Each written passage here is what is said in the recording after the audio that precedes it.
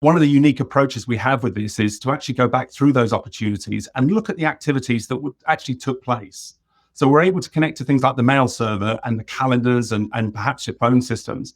And we're able to actually understand all of the activities and who we actually engaged with on those deals before they ended up close won or close lost. Welcome to Revenue Insights. We're joined by revenue leaders from some of the highest growth companies. Together, we explore how they built their revenue teams, the journeys they've been on, and the lessons they've learned along the way. Revenue Insights is brought to you by EBSTA. We're an AI-first revenue intelligence platform designed to help you close more deals, retain more customers, and forecast better. Enjoy the podcast.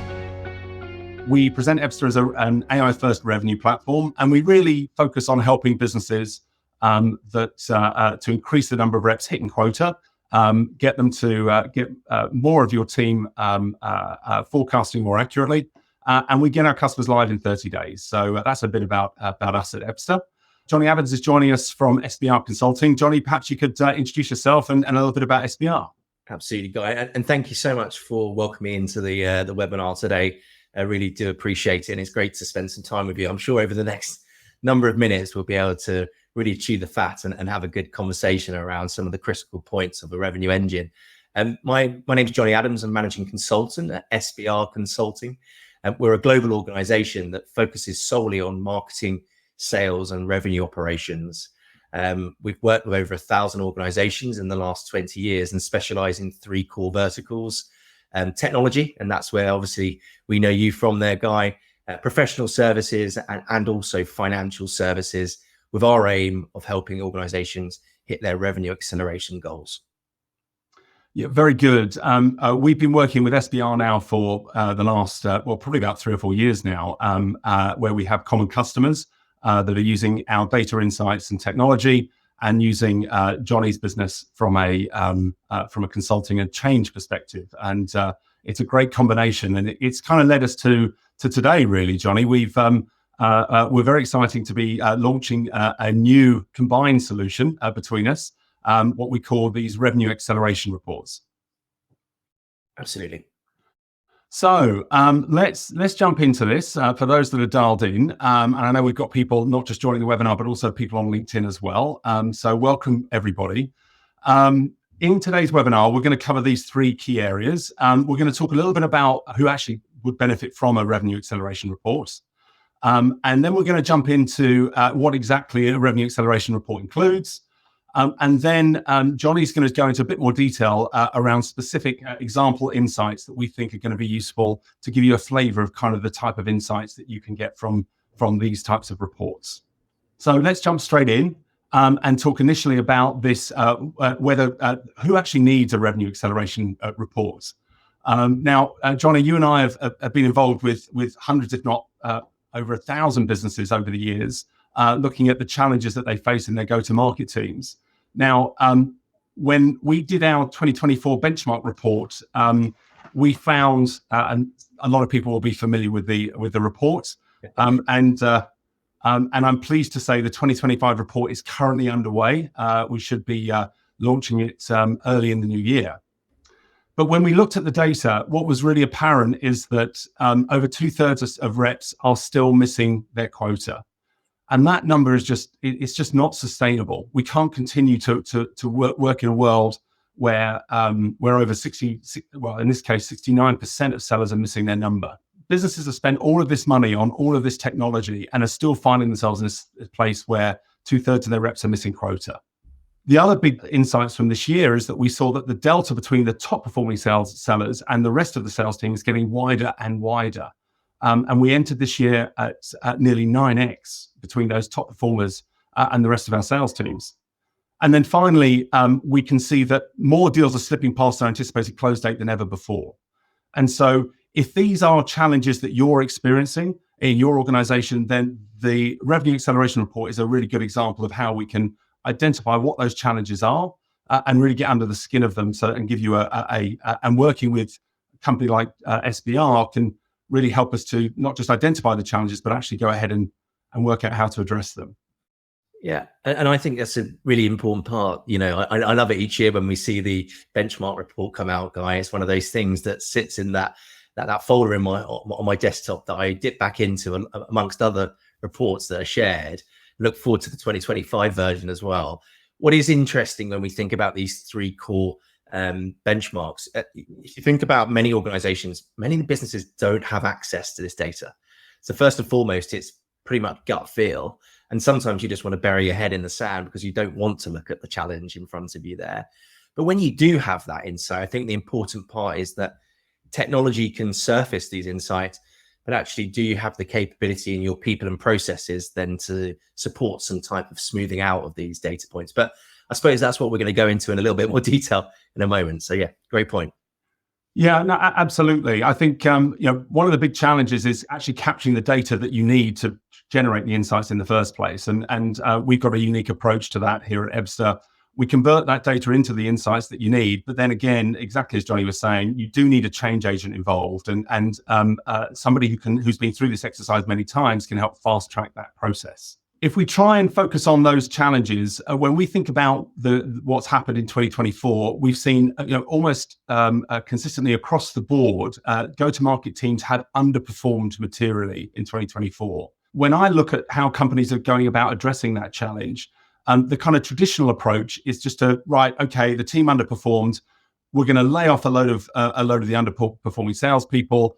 We might spend a lot more money on marketing to try and generate lots more leads. And then we're going to hire a load more salespeople and assume that they're all going to be perfect. Now, unfortunately, that rarely works. And it's also very expensive. And the time delay and the impact on the business in going through that process is really quite dramatic. And Jonny, I'm sure you've seen it yourself. Yeah, absolutely. And over the last 18 months, there has been a tendency to think about the restructuring because of the macroeconomic challenges and the geopolitical challenges that we've seen.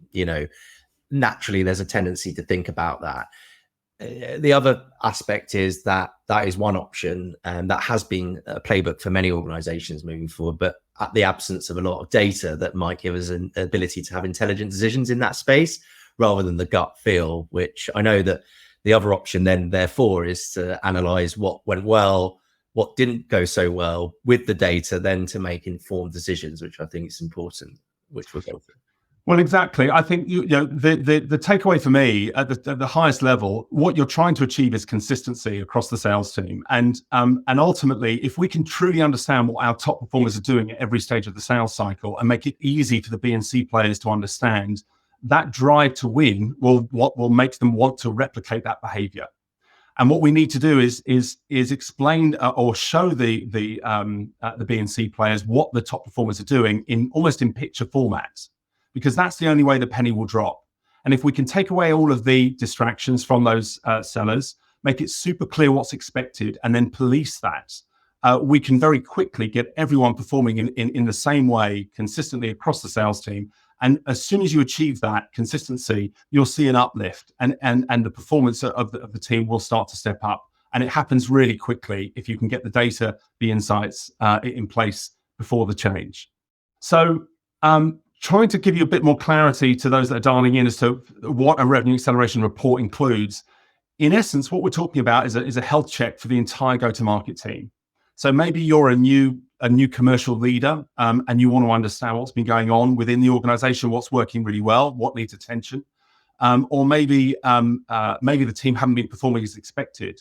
We're able to analyze exactly what those top performers are doing, not just by looking at what they've manually recorded in the CRM, but actually looking at the data from source. And we'll talk a bit more about the data in a few minutes.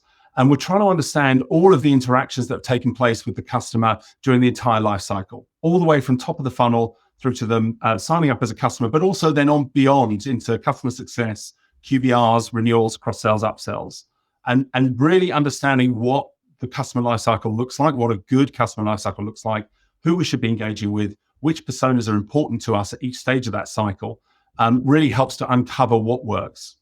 And I think, Guy, there's the areas that you absolutely say what's within the report. When we've been working on mutual clients together over the last number of years, I think one of the interesting occasions was where an organization that was a PE-backed firm and the CEO in situ plus the commercial leader was there, and they'd been given a mandate, right, which is, here's your value creation plan, You need to achieve the double-digit growth per year. And when we actually think about a revenue engine and the overlay of a revenue engine, is that car got a really well-built engine that's sitting within there that can continuously go, like a Volkswagen? Is it going to carry on going? Or is it a Ferrari, for instance? We're not too sure at this stage. But when we start to apply these reports into that revenue engine, what we can start to see is some real detailed insights into that. So if you're an individual that's running against a value creation plan, this can give you a laser focus into some of those key performance indicators that can help you drive that towards those particular goals. Yeah, no, I absolutely agree. And one of the things that we do is we have to look at all the opportunities that closed, won and lost in the last year to be able to do the benchmarking in the report. The challenges that a lot of organizations have is that the data that associated to those deals was never put into Salesforce in the first place or into their CRM. And so one of the unique approaches we have with this is to actually go back through those opportunities and look at the activities that actually took place. So we're able to connect to things like the mail server and the calendars and perhaps your phone systems. And we're able to actually understand all of the activities and who we actually engaged with on those deals before they ended up close won or close lost. So when you look at Salesforce today, you might see one contact with 3 emails associated to an opportunity. When we go back through all of the activity, we might find that actually there was a buying committee of 9 stakeholders, and there were actually 250 interactions that took place before we achieved that outcome. And it's that approach, by fixing that data, that then puts us in a unique place to be able to actually build those benchmarks and understand the insights that are of what's been going well within our opportunities and what needs attention. So within a revenue acceleration report, to create one, we connect to up to 3 different data sources. The first is your CRM. The likes of Salesforce or HubSpot are the usual suspects. We're then connecting to things like your mailboxes, so your calendars and email, and we can connect to mailboxes of people that have recently left the business, perhaps people that don't even use Salesforce but are interacting with the customers. And then finally, you might be using a call recording tool where we can access the call recordings, and our AI is able to do the analysis of what's actually going on those calls, who's interacting, what kind of qualification is being done, what questions are we asking, what competitors are being raised, what objections are coming up on the calls. So when we connect to those data sources, we're able to go back through the last year's worth of traffic, and we're able to deliver all of the insights you can see listed here. Now, we're not going to have time to go through all of them today, but we've picked out 2 areas that we're going to dive into deeper. But if anyone wants to see more of the insights around any of these specific areas, then again, just reach out and we can give you a bit more clarity on or deep dive into any of these areas in advance. Okay, so Jonny, I know you've done some work here, giving the team some examples of some of the insights that we capture and kind of how you how you interpret those insights. So perhaps we can start with the funnel analytics. Yeah, absolutely, and very much where we work with EBSA, we are the professional service wraparound, and I kind of liken it to, you're going to have a rich data source of this report that's presented to you, and whoever is lucky enough who's put their details in there to receive the report, which is complimentary, we'll look at that, and then there's always the so what. And I guess where SBR and EBSA work together is that EBSA are pulling out and teasing out the fact, and SBR are doing the answering of the so what and helping. And when we look at this particular piece of information that will be presented in the report, there are some fascinating insights. And actually, when you go into this, it's a bit like one of your favorite films. You go and watch it once, you love it, and then you do a little bit of sort of, oh, that was great. And then you go and watch it again. Oh, there was something that I didn't see the first time, and now I'm seeing it again. So this is a bit like this page. So within the time we've got, Guy, I'll pick out maybe 2 or 3 key things. I mean, firstly, this is representative of an organization, an average organization. So this may or may not, be relevant to your situation if you're listening to this. But ultimately, there are some key things that could relate back to you. And ultimately, if you look from left to right, when you start to look at qualification and discovery, there's an element around the size in terms of the running days that's currently going on in qualification and discovery. And you might have remembered that film, Guy. I talk about films clearly at the time, about Glengarry Glen Ross, which is the old classic ABC. And what did that stand for, Guy? ABC? Always be closing. So I always say, look, kick that out the window. That's completely wrong, right? It's ABQ, because it's always be qualifying, right? So my question back to this business would be, to what extent are you actually really working with the team to qualify deeply to enable actually the moves over to the exit criteria through stages is deeply actually working through that funnel. And importantly, as you see towards the back end, actually pre-approval to approval, our win-loss rate is too poor, right? So therefore, actually what's happening at the early stages that might impact the later stages. So I would be looking at this going, how well are we qualifying early stage opportunities, and how well are we qualifying throughout the funnel, which is one of many aspects that you might like to focus on. This is actually, I mean, we've obviously taken the details of the company off of this, but this is from a live customer, and there's some obvious anomalies within the data. We would expect a waterfall effect, but it's crazy to see here that we've got the number of deals that are in qualification and discovery, for example, that are green, that should have progressed to the next stage. The number of opportunities that entered that next stage is not the same as that green line. So deals are being jumping stages all over the place here. And I think that's, one of the obvious wins here is going to be around the entry and exit criteria that they set around the stage progression, and making sure that that's being policed a lot more accurately than they're doing it at the moment. And that's where I go back to it's like a bit like the Pandora's box. You open it and it's more and more. So, everyone's looking at this piece of information here. To what extent is the demo stage actually functioning correctly? I mean, we might want to challenge that in terms of, are you comfortable with a 60-day cycle at that stage? Is that appropriate for this organization? There are a couple of other aspects I think that's interesting, Guy, that the data would promote the hypothesis, and the hypothesis would be around, to what extent is marketing aligned with sales to produce the right ideal client profile and value proposition? And my challenge to this business would be, how well aligned is marketing, product and sales, and actually functioning fully within this org? And that would be an interesting area to investigate as well.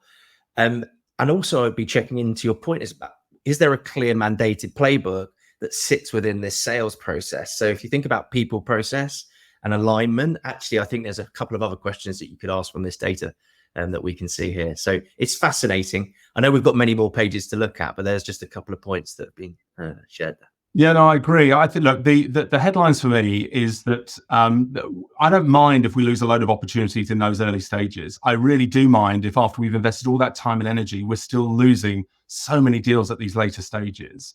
And how the hell have we got more deals in entering negotiation than we do in the earlier stage? We've got deals literally just jumping straight into stage 4 of the sales cycle. And I think, as you rightly said, Jonny, if there was more qualification going on in these early stages, we would see nowhere near as much red in the later stages, especially down here. It's crazy that we're still losing, nearly half of the deals that are in approval stage. Things happen, but it shouldn't happen that consistently. So really understanding what's going on under the skin of these stages and the progression and the gates and triggers is absolutely key. And we're going to find that information as we go. We'll return to the episode in a moment. This podcast is brought to you by EBSTA. Every year, we produce the B2B Sales Benchmarks Report. It provides insights from the analysis of billions of revenue dollars, revealing what attributes drive top sales performance and highlighting where time and money are wasted. To get early access to this year's benchmarks report, sign up for our newsletter at ebsta.com/newsletter. Now, back to Revenue Insights. We did another piece of analysis. Again, this is from a live customer, where we were looking at what proportion of opportunities are going through every stage through the progression, as you'd expect. And Jonny, you can see from the numbers here, this isn't unusual when we go into an organization, that the type of the lack of discipline that's going on in the stage progression. And it's so low hanging fruit for businesses, right? They haven't got to, there's so much opportunity here to affect change. If you can just get them, if the stages are wrong, let's make a change to the stages. But if we've got stages in place, keeping them and having the discipline to stick to them is going to be absolutely key. Absolutely. And it's hard, being a sales consultancy, looking at this and thinking, gosh, I just really want to take a step back and hypothesize a few problem statements here, which is essentially what we do when we look at this data. And Mike Slater references a quick question, which is, how do you know poor win rate is due to poor ICP match? Well, the point being here is that this data is for you to review and hypothesize. So one of the questions would be, when was the last time I spoke to marketing and actually challenged the ICP? When was the last time I looked at my sales strategy and identified my next 5-year plan and identified, is the current ICP going to enable us to achieve that growth element? That would just be one hypothesis that we're looking at here. Does that equal poor win rates? I think that's just a question to be had and to be answered throughout the analysis of the team, of the people, process, and through the data. But when we start to look at stage jumps, if we want to call it that, where we go back or go forward, initially when we think about stage jumping, there's probably some rigor that's missing within the actual sales process. And therefore, the question might not be sitting in the sales performer in terms of the individual contributor. Maybe the question comes back to the leadership. And is the leadership built enough rigor within the organization? Is there enough spans and layers within your leadership function that's enabling thorough pipeline reviews? That actually, another question could be, is the sales process actually fit for purpose, or people are actually skipping stages because it doesn't feel relevant because the market has adjusted? But ultimately, underneath, we've got a question is, are individuals at the individual contributor level qualifying appropriately? Or actually, are they having to go back because they're not qualifying appropriately and deals are slipping? And actually, is the hygiene in the system appropriate? And yesterday, we were delivering a compensation plan redesign for an organization. And we're actually going to be putting in an individual element into that compensation plan, which is all about Salesforce hygiene. So to what extent is this poor Salesforce hygiene? Again, is another hypothesis that we want to look at. But Guy, have you got any sort of perspectives on the data that you see in front of you? What's astounding is how quickly you can affect change once you understand these challenges. And I think a stage progression, gates and triggers being much more diligent, knowing, for example, that until we've got buy-in from a specific C-level stakeholder, we're not going to lead discovery. Until we know that there's a budget, until we know that there's a critical event, we're not going to leave a certain stage in the sales process. And for us in our organization, we insist that the individual contributors have got at least 3 stakeholders bought in, and we have specific personas, VP of sales or above, CRO, for example. It has to be one of them. And the other thing that's become really interesting in the data when we looked at it was how important the finance persona is. And that's changed in the last 12 months. So if you haven't looked at your stage progressions, if you haven't dived into the gates and triggers in a while, reviewing what your top performers have done consistently and who they're engaging with at each stage of the sales cycle to achieve the best outcomes of your team really will give you a fresh perspective as to whether those gates and triggers are still as appropriate as they were when you originally put them in place. And it's interesting just before we move on, but you talk about gold standard and that sounds like gold standard. There's be some great tips that people are taking away. The CFO playing an integral role because people are scrutinizing spend, specifically in the tech industry, as you described, but actually in professional services, knowing the CFO is a really important part, for where we work a lot of the time as well. I was talking to an individual today that worked at one of the most successful businesses in the last decade, a company called Google. And they talked about when they were recruited as one of the partner leads in terms of that organization, they had a 6-week sales school irrelevant of the role that you took. The point being is they knew the process inside out.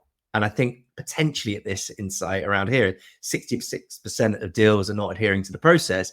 Maybe the question is enablement in this function as well. To what extent is the enablement team set up for success to help the team out? Possibly. Yeah. But the good news is that once you start showing the B and C players how to do this stuff, they all want to follow suit. They all want to be a top performer. And I genuinely believe that you can bring your B and C players up to top performing status if you give them the insights, if you give them the process to follow and the playbooks to win.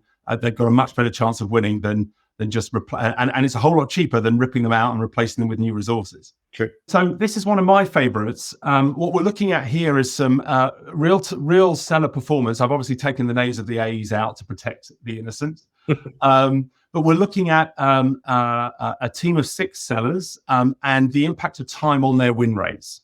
So at the top here, we've got a graphic that shows us in this case, there's 5 stages of their sales process. And if we take this second AE here, we can see that they've got a 64% conversion rate out of stage 2. Well, that's not too bad. And on average, they're spending 52 days in stage. But when we look at the data, what we find is that when this specific AE wins a deal, when they won a deal, they're only spending 22 days in the second stage of the sales cycle. And we all know that time kills all deals. but really having that granularity of understanding of how much time kills your deals, and at which point should you as a leader be talking to your individual contributors about moving that deal on or closing it off as lost. And in this case, after 22 days, we need to start having that conversation.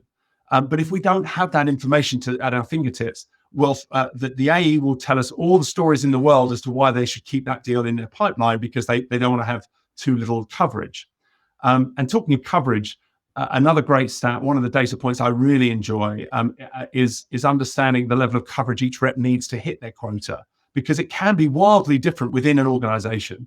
And sometimes we can beat up the top performers because they haven't got quite enough coverage, but in fact, they've got more than enough to hit their number, while the underperformers might need a whole lot more than they've currently got. And it's a great data point to keep an eye on, because if it's moving down, then you're winning, right? That you want the top performer, the sellers should be getting better. They should need less coverage as time goes on to hit their number.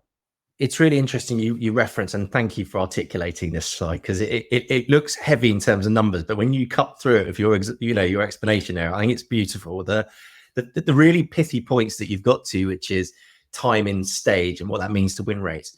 We get an awful lot of requests from organizations for a time-based analysis on their sales team at the moment, and we're hearing a lot in market that CEOs are asking their sales functions to optimize through AI. I mean, let's not even get into that, because it's a real burden on commercial leaders at the moment. But the point being is, when we think about sales professionals, they believe they typically do twice as much selling as they actually do. There's lots of research to suggest that. But actually, if you think about actually how much do they need to be in market selling in a given time, this data could really help you build your target operating model, understand your spans and layers. It could help you actually, to your point, have the right appropriate pipeline reviews at the right time to ensure that the velocity continues. Just those data points about that time in stage is so valuable. And to your point, and I think this is one of the biggest things that's coming out of the markets that we're working in, is forecast accuracy, right? To what extent is, once you go over those stage numbers in terms of the timeline, actually the accuracy of that, the opportunity of it actually landing is going to reduce, and therefore actually refining your forecast accuracy is going to be so important. A client of ours, Guy, last year actually changed out all of their regional sales leads for missing forecast. And that's such an important part for business leaders alike to achieve. So some really rich data and some really rich insights. Thanks for sharing. I think the challenge that companies have when it comes to accurate forecasting is I now remember my story. We went into a business where they had their time, the impact they had, the time had on win rates was dramatic. And after it got over 100 days, the win rates just fell off a cliff.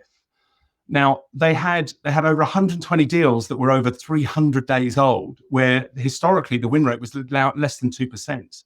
But because no one had done the analysis, they were still holding on to these deals in hope rather than expectation. Mm-hmm. So understand the impact of time on your win rates, because it has a big impact, and know where you should close those deals off as lost, because there's so much inefficiencies in sales. And I think, we're spending 80% of our time on deals that never close one.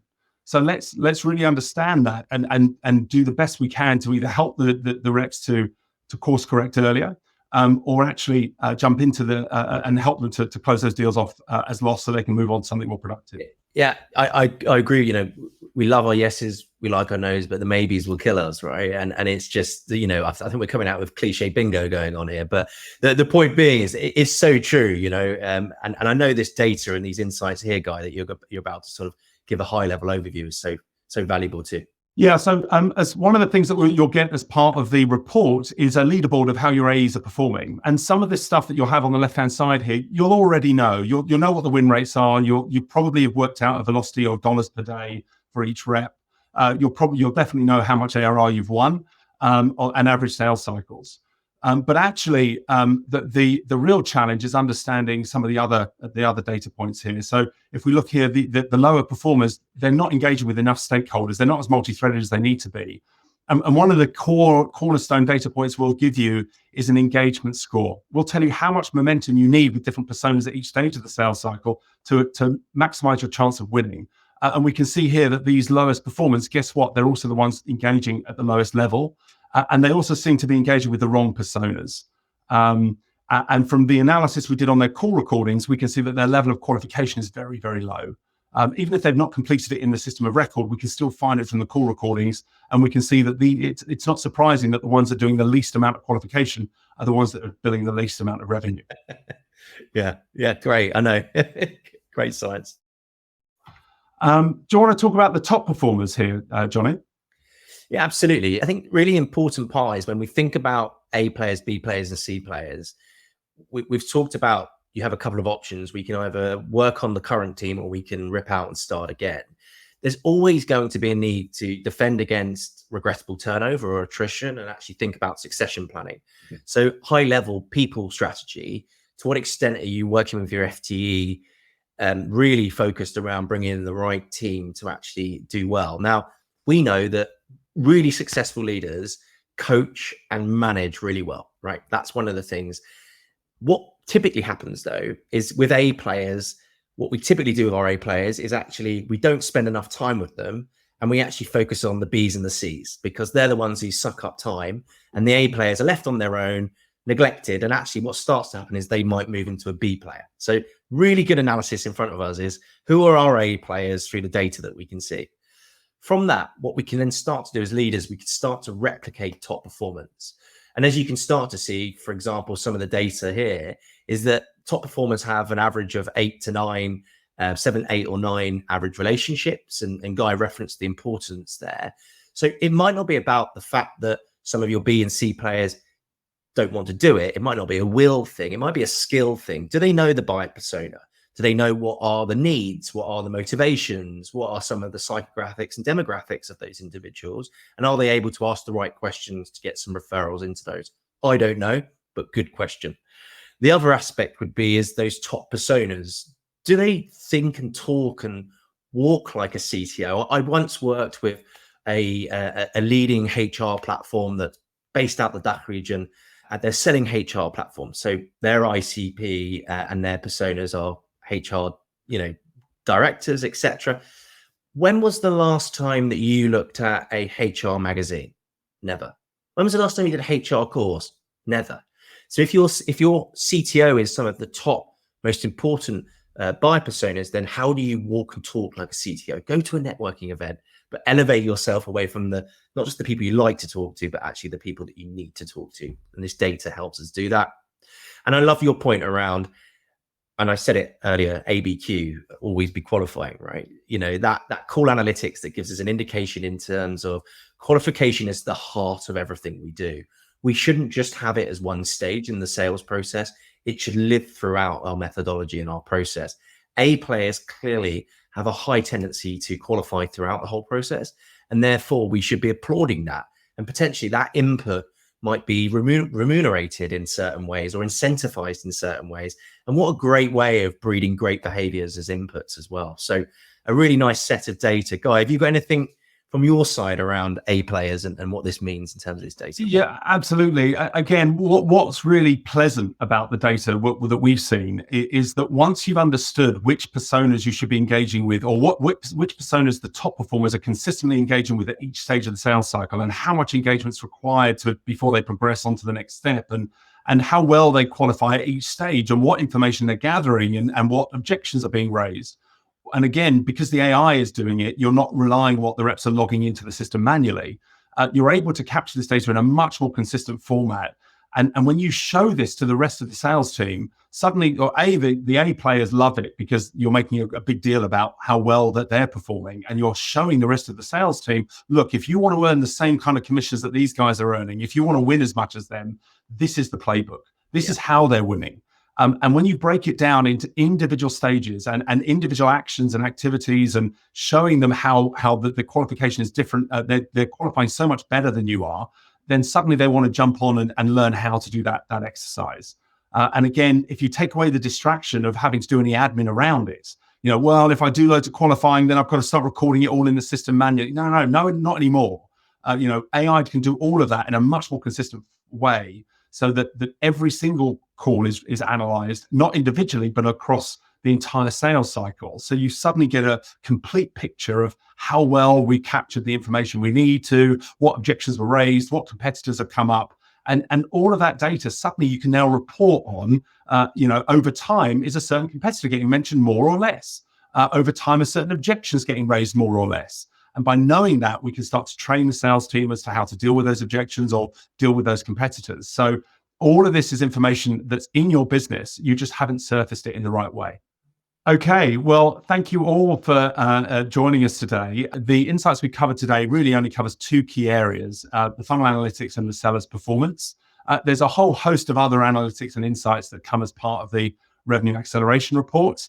And again, if anyone wants to see any of that in any more detail, do reach out. Jonny, anything I've missed or anything else you want to highlight? No, just the next webinar, make sure that I change my picture. Clearly, I've changed my facial hair. I look much younger there. But Guy, as always, it's been great to talk to you. And I think there's a lot to go at. It's one of those things. My closing remarks would be, we've gone through this in 30 minutes. The great thing about commercial growth is about you just take a time to step back. We're coming up to Christmas and New Year. Most people do dial down a little bit.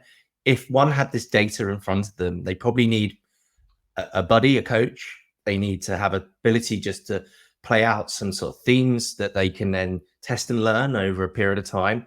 And it's got some length to it. Exactly. So it's not about just having a week's worth of work. This will really take 12 months to really start changing some of this data. So yeah, thanks for your time today. Really do appreciate it. Excellent. Yeah, look, the reports are normally delivered within about 7 days of connecting to the platform. And then Jonny will be booking in some time to take you through your content. I hope you found today useful. Do reach out and connect with either Jonny and I on LinkedIn. And you've got our email addresses here as well. So we look forward to connecting with you all, and we'll see you on the next webinar. Thanks for listening to Revenue Insights from EBSTA. If you want to learn more from some of the brightest minds on how to predictably and efficiently grow revenue, then subscribe to our newsletter.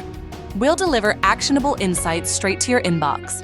Go to ebsta.com/newsletter. See you soon.